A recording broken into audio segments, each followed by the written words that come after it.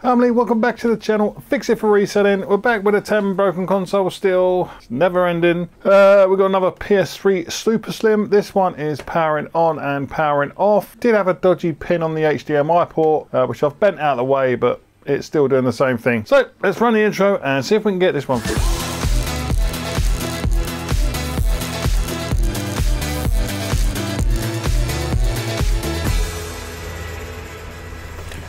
Right, I've already started to strip this one down, but let's let me quickly show you. Right, so in the HDMI port, that you can see in my previous video, that pin there was pushed all the way to the back and was touching the ground of the HDMI port. So I've moved that pin out of the way, so it's not touching the ground now. But still, when we plug this in, oops, press the buttons. Right, so we get our red light there. So see, we get the green light turns on, and then that's it off. That's it, nothing else. Button is now dead. Right, so let's, haven't got a clue really with this, but let's get this apart.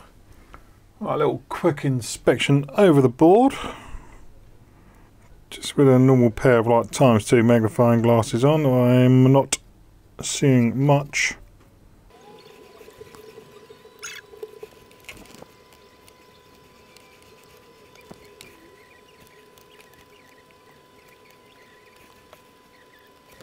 I am not seeing anything at the moment. Right, a little update on this. Couldn't see anything. I've taken apart one of my other Super Slims, put this power supply in it, and the power supply works fine, so it's not a power supply issue. So we've just put in our serial reader, whacked that onto the board, and we've got some error codes, and it is the usual 40 3034 and 40 4401, which is usually what they say is the bumps or the balls on the RSX, or maybe the cell. So it looks like, you know, it's the same problem as what we have with the PS3 Fats, where the chips have overheated, solder balls have, you know, expanded, contract and cracked, and yeah, could be absolutely knackered.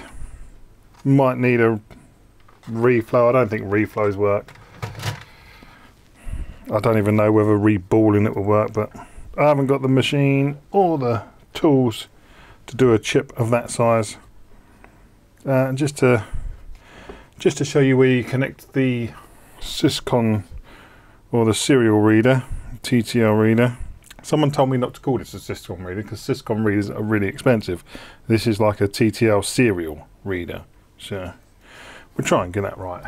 But it's basically connected down here. That is your Syscon chip. The white one on here is the TX, and the green one is the RX. And then we just put the other one over onto the ground. So I think this now, I'm just going to put it away, and we'll move on to the next one after I've pulled my wires off. Right, so that's back together. So we're going to have some spare parts if we need them. Got like a front panel, spare front panel if we need it. Right, let's have a look at the next one. Right, so this is the next one. I've already taken the front off of here. So this one, I believe, powers up fine. HDMI ports and everything look fine, but we have no output on it. Nothing comes up on the screen.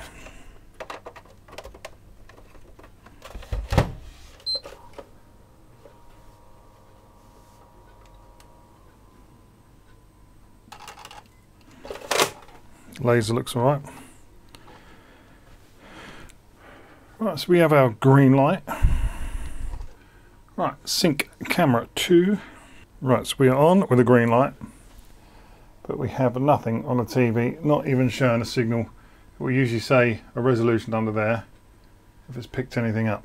So nothing. So that's with our HDMI. So even if we take that HDMI out, we shall put our AV cable in there.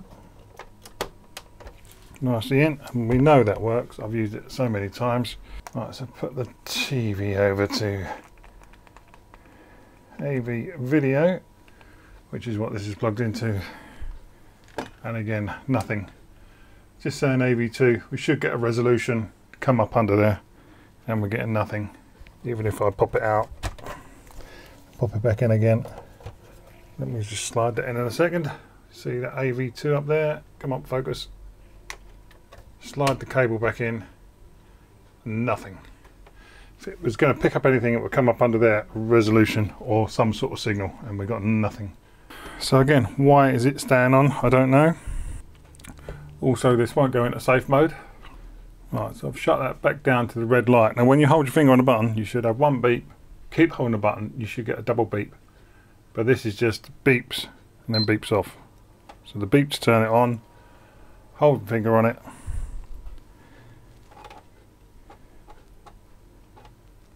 I'm just not getting that second beep, you should have had it by now. And that's the second beep, and it's turned itself off. So again, let me strip this one down. Oh, this is the next model up. This is the 4300 series, is it? Smaller CPU and a smaller RSX as well. Tiny compared with the others. Right, do we see anything on here? What we're going to have on the battery today? 2.9. They're always dead because they never get checked or changed. Right, I'm just going to check the HDMI filters.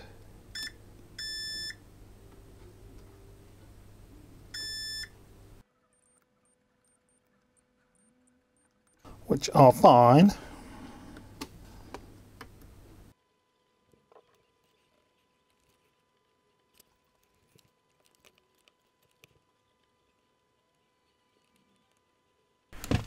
Right, I'm not spotting anything that's jumping out at me out of the normal. Just wondering if this is another RSX problem, because obviously we've got no AV there or HDMI. That's your HDMI encoder. I suppose the AV looks like it's going out to this chip, the CXM4027R. Well, yeah, so there's nothing obvious, no shorts, but there wouldn't be because it like powers on and stays on. I think this one is the green light of death. But again, it looks the same as the other board. So we have our Syscon and our TX and RX connection. So let's just put our TTL serial reader on here and see if this brings up any error codes. So I have done videos before on this on the PS3.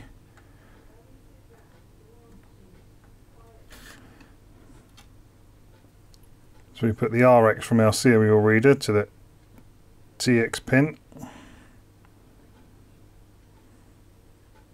The TX pin of our serial reader goes to the RX on the board. I like to just tape those two wires down so they don't pull on the pads, because I have ripped pads off the board before. Then our ground wire. We've put a blob of solder on the board already. We'll just add that to there. So we don't have to turn this on to read the codes. Right, so we just put our power supply in, make sure there's nothing under the board, like a piece of solder. That will short it out. You don't have to, this isn't going to be like turned on, so you're not going to get the 12 volts into it. Right, this isn't plugged in at the minute. Right, so we plug our mini USB in. We'll get a light on, and we plugged it into the USB of our laptop. Now we can plug console in. So that is now on. So we now go over to our Syscon reader, put it on COM port 3, and our Syscon chip is an SW, so we change that. PS3 Fats, you leave that on the CXR. So we'll start that. We'll click the authorize, and if we have our wires around the right way, probably takes a few attempts, Usually does. Auth 1 invalid, invalid. And now, after the third attempt, we get auth successful. So get the error codes. Just leave that going because it can take a little while.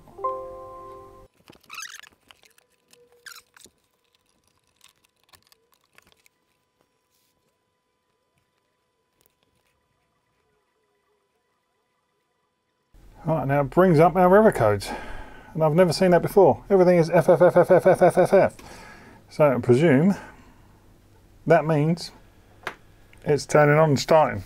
So I think the RSX may be just fried on this one. Right, so I'm just going to put this back together and then maybe see if I can get a bit of extra pressure on that RSX to see if it just to see if we get anything come up.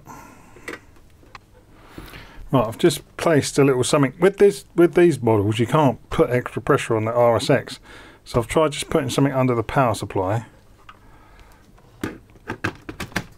just so I can push down on here and hopefully give it that RSX a bit more pressure. I'm probably just more like squashing the plastic on here.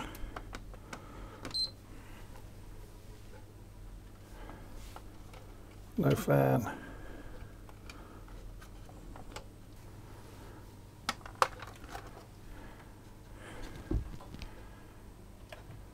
No, still getting nothing.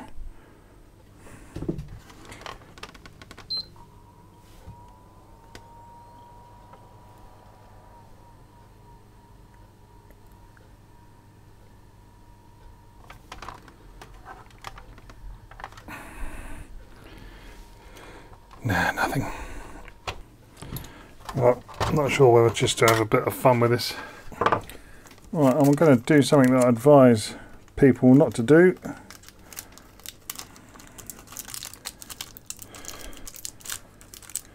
Not without the proper reballing jig.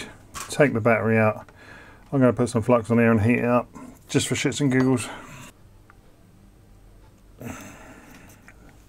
Like I say, I would advise never doing this. It's not the correct way to do it. You need a proper reball machine. Just wasting my Kingbo flux really. Heat gun, I've only set it to 400. Take the nozzle off. Right, we're going to slowly heat this up. Do not try this at home. I hate when people do this and I can't believe I'm doing it myself.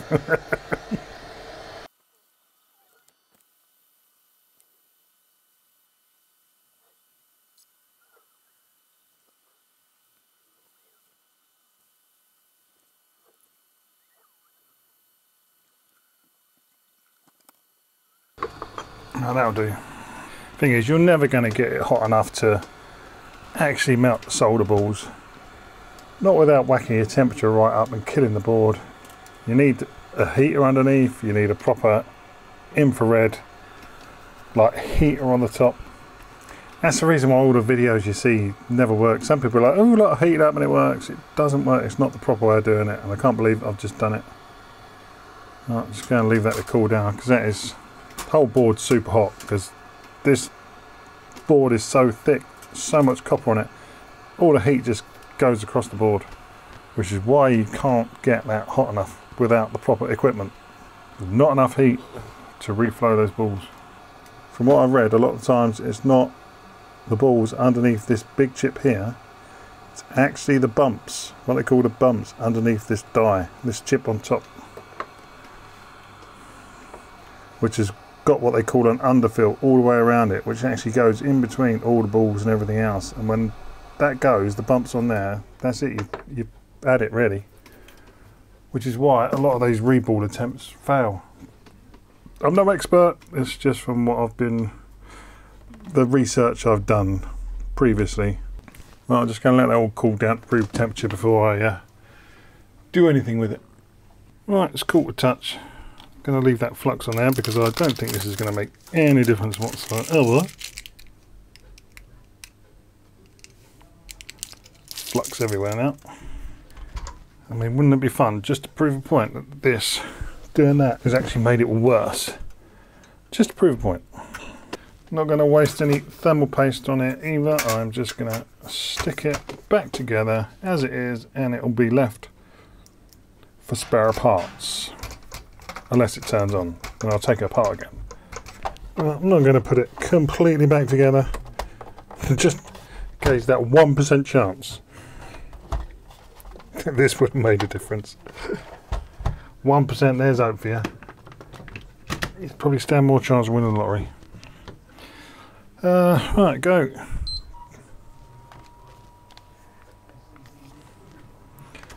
Well, green light still stays on. That's a bonus. I haven't totally killed it. No, still nothing on the screen though. Interestingly, we're not getting any power to the USB ports yet. Does that not happen until it's not fully booted?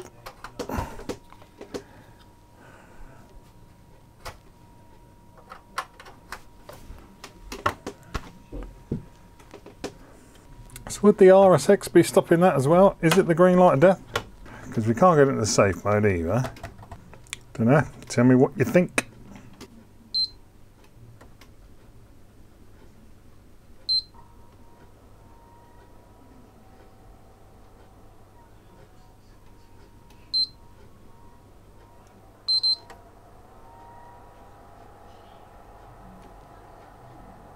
That's just gone into safe mode, which it didn't do before, and I've got power on the...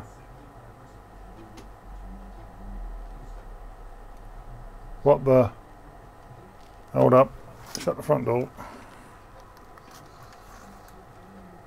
That fan's going to go fast because there's no thermal paste on the camera. Right, I'm just recording on there. That came up with something then. Holy shit.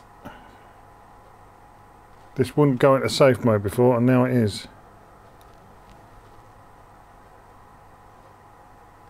Maybe I should do the lottery. I don't know what to say. Why was that not coming up before? Why would that not come up before? Don't copy me. Oh, this is that hard disk I reset in the last PS3 I did.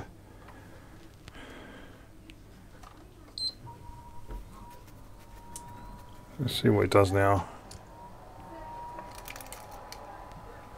Now it's just turning on. Just got the other camera on quickly. I don't know whether it can read data through one of these USB detectors. Well, maybe it's going to allow the data through. Is that recorded? Oh shit! Oh, I wasn't recording on the other camera. Damn it. I think this is going to overheat very quickly. Fan's already going quite fast. Right, so there.